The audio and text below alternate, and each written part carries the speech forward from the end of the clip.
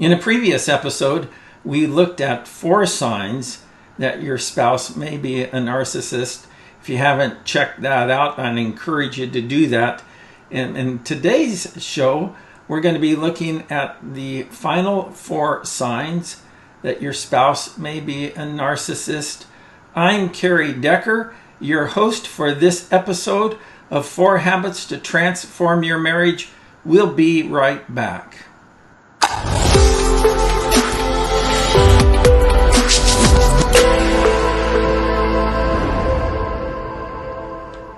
My guest with me today is Alice Mills. Alice, welcome to the show. I appreciate you being here.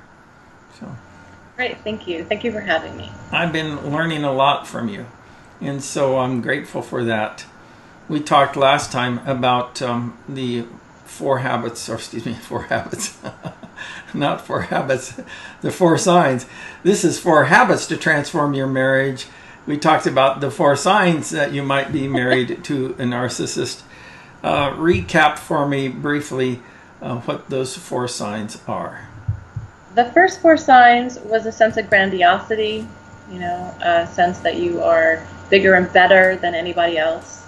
The second one is a sense of a lack of empathy, so an inability to enter into the emotions of anyone else or even share your own vulnerabilities. A third was a gaslighting as a technique to separate their victims from their own sense of reality. And then lastly, there was the sense that a narcissist sees you as a supply, that you are the thing, that you are an object that is responsible for giving them whatever it is that they lack. So those were the 4 things that we covered in our first part of the 8 signs that your spouse may be a narcissist. Let's pick up from there and give me sign number 5. What would you say that is? I would say that one of the big ones is that they do not respect boundaries. So, for instance, if you want to know if your spouse is a narcissist, say no to them, because then your no will become the source or the object against which they will put everything, in order to topple. They do not withstand. They do not tolerate obstacles or personal boundaries. So, any kind of boundary, no, I'm not able to do that, or no, I don't agree with you, or, please don't talk to me that way. That becomes the sole point of their existence, is to jump over that wall that you've tried to put up. Try to talk you out of your no. Yes. And now we all, you find that people in general will often if you put up a boundary that you haven't put up before, often people will push on it to see if it's for real. But a narcissist will employ everything in their toolbox, in their diabolical toolbox, to not just jump over the wall, but completely obliterate it. Yeah. So, many times I would say no to my husband, and it would be a source of argument for hours and days. It was just not worth it. You give up just because you don't have the energy to keep on going. Yeah. Probably nobody said no to him when he was growing up. That is part of the issue. Yes. Yeah. A narcissist oftentimes is a toddler in an adult's body. Yes. And, I think that for my ex-husband, one of the contributing factors was that he had a lot of illness as a very young boy, and his parents became afraid of saying no to him. Mm-hmm. And I think that probably contributed to that. But I would definitely say, sign number 5 would be that lack of boundaries that they all have, So a narcissist has the inability to tolerate a no. What would be sign number 6? I would say that they are incredibly entitled. Mm-hmm. So all of the money is theirs, whether you earn it or not. Everything in the house is theirs, no matter whether it's your own personal items. And often a narcissist, as a way of punishing you, will actually destroy some of your items, one of the things that, my ex-husband did was that he went through this phase where he called it decluttering, but it was just getting rid of all of my stuff. So, yeah, he was always decluttering your stuff. Yeah. I bet you it wouldn't have been pleasant if you tried to declutter some of his stuff. Well, it was always interesting. Wherever we lived, he always had his own room that he kept locked, and nobody was allowed in there, and it was his office ostensibly, but since he didn't earn any money, I don't know, it was just his lair. But for instance, after I graduated from graduate school, I had my master's thesis, which was it was a creative work that I had done, and he burned it. He was going through and burning all of the stuff that was trash, because we lived in the middle of Kentucky, and you had a trash service, but most of the time people just burned things in their barrels. And he burned my Bible. Oh, wow. Yeah, it was just like everything was his, and he was allowed to do whatever he wanted to do. In fact, one time his parents had sent me $100 for my birthday, and I had taken it and spent it on groceries for the house. And he actually tossed us out. We went back that same day, but he loaded me and the girls up and said, "You're not welcome here anymore," because I had dared to spend money that he thought was his, which was birthday money that his parents had given to me. Wow. So there's a madness to that kind of entitlement. Yeah, I guess so. Yeah. you think? So that is entitlement in a nutshell. What's yours is mine, and what's mine is mine. Yeah. Crazy. So where are we at? I forgot what number we're on. You're on number 7. Okay. So tell us number 7. What would be the 7th characteristic that your spouse might be a narcissist? Interestingly enough, they are very, very crude. They will be very, very urbane or suave in front of other people. But at home, a typical narcissistic trait is that they use very crude language. They talk about very crude things. And so there's a degradation that goes on. And they're very rude to their family members, and they think it's funny. It's one of the lesser known traits. But if you're living with somebody, because think about what etiquette is. Etiquette and being polite is honoring the other person, right? You're honoring people. So you open the door for your wife, or you clean up after yourself after you make a terrible mess, or you say please and thank you. Or hello and goodbye. And all of those are little ways in which we say to the people that we live with, you matter. You matter to me, and I'm going to treat you as if you do. But a narcissist will not greet, not say goodbye, not tell you where he's going because you don't control him, or he will make unpleasant noises at the dinner table, or you're not the boss of me. And there's that toddler again. I mean, there was, I suppose, one instance that would encapsulate it. And this is, I was really spending a lot of time with the Lord at this particular point. And so I think that since the Lord was freeing me in the inside, he actually began to hate me more because he began to have less control. So I had made burritos for dinner. And the burrito was too hot. I mean, I just made it, not spicy hot, but just, the temperature was too hot.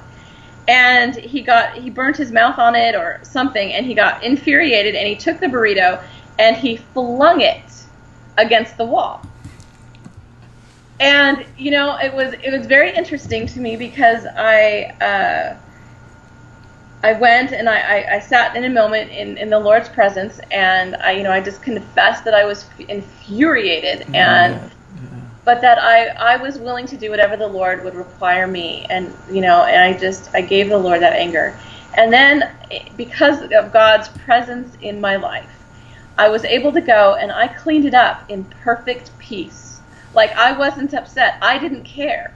his actions had nothing to do with me, and I began to realize that, and I had no control over them. So I cleaned it up, and I actually was singing praise music while I was doing it, and I think that from that moment on, he really began to get more and more out of control, because he knew that he was losing control of me. Yeah, I don't know if you've ever seen that little girl on the internet who sings, "Ain't gonna let nobody steal my joy." Yeah. Have you ever seen that one? It's a, Yes. she's into it, man. She's enjoying that, and that's the way it is that a narcissist or whoever else, they're people that try to steal our joy, but when you really are kind of settled down in the Lord, that becomes something that they can't get. Yes, he didn't have access to my spirit anymore, and that was infuriating to him, or my emotions. So that's sign number 3, which is kind of an unusual sign, I think. But sign number 4, I think, is the one that everyone expects, which is being arrogant. Yeah. Pride is the tower in which every narcissist lives. Wow. How other people see them is above all. So they tend to be very generous to people outside the home. One lady described to me how her priest actually attacked her, not physically but verbally, because she tried to go to him to explain how abusive her husband was, but her husband would spend a lot of time helping around the church, and creating this image of and discuss theology with the priest, and and so he put up this incredible front, and he knew a lot about theology because he wanted to impress the priest, but of course he didn't believe any of it. I talked to a man who said that his wife would spend several hours a day reading her Bible, and her Bible was filled with all sorts of marks, highlights, marks, notes, and yet she used the knowledge that she had from the Bible as a weapon against him. But it made her look really convincing to other people, because she could summon up a Bible verse at any given minute. So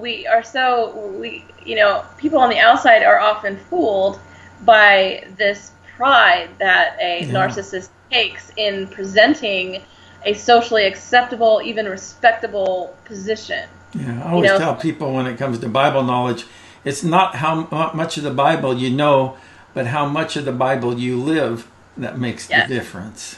Yeah. Yes, absolutely. Wisdom is not knowing a lot of Bible verses. Wisdom is actually applying those truths to your life, right? And so pride is the actual Christian walk is a consistent divestiture of one's pride, right? Yeah. Taking that Calvary road is not one in which we have any pride, because everything that we are and our entry into heaven is a matter of grace and not our own works. And so for the narcissist, that's not something that they understand. They offer no one grace. They are often, in their arrogance, they criticize everyone. Yeah. They come from this place. They're scoffers. You know how in Proverbs it's always talking about the scoffers? That's the narcissist. The narcissists take a position of scoffing at anyone who falls into any kind of tragedy or mistake.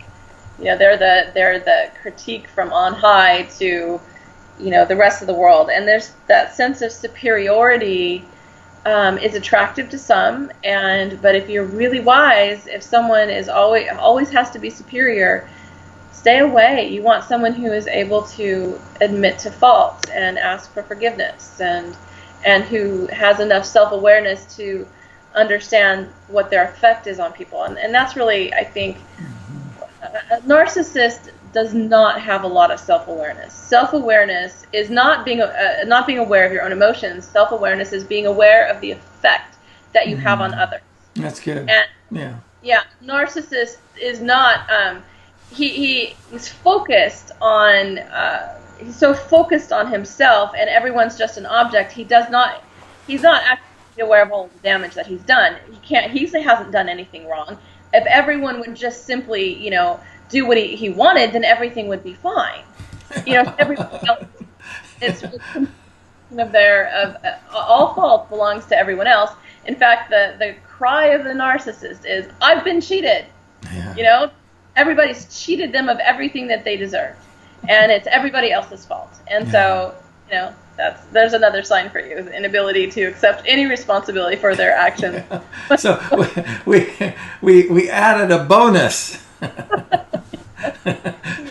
The number 9, the bonus sign, is the inability to accept responsibility for their actions. And also, to some degree, an inability to even understand the repercussions. Yeah. They don't really care or are aware of what they've done to you. Mm-hmm. It's not about you. It's about them. Yeah.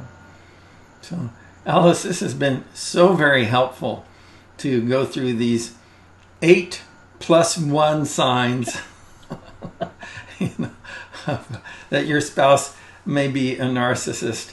What would you say to someone who suspects their spouse is a narcissist, especially after watching these videos?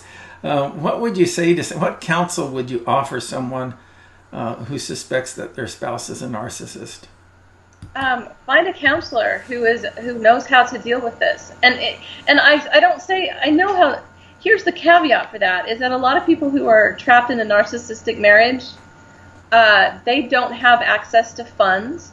All of their time is tracked. One woman I knew who was a narcissist, she had actually put a tracker on her husband's phone, so she knew who he called. She knew where he was at all times, and so there was very little escape for him. And so if that is the case, then find a shelter. Find a domestic violence shelter for women and escape. And, find your support, because they are not going to make it easy. They are the enemy of your soul, and they are seeking to destroy you. And so you are going to have to fight with every bit of wisdom that you have and every bit of support that you can gather. And you are going to maybe have to sneak away in the dead of night.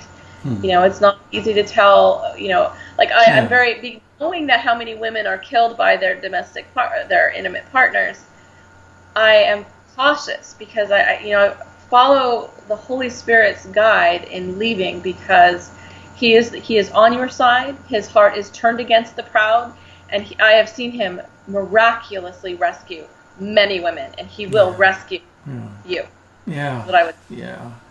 Being with a narcissist reminds me of that movie, Sleeping with the Enemy. In that, it's very similar. Yeah. So, thank you so much, Alice. It's been wonderful visiting with you on these topics. And there's plenty of more great topics that we have for you here on 4 Habits to Transform Your Marriage. And so I would invite you to check those out and stay tuned for other great talks that come your way. I'm Kerry Decker. We'll talk to you next time.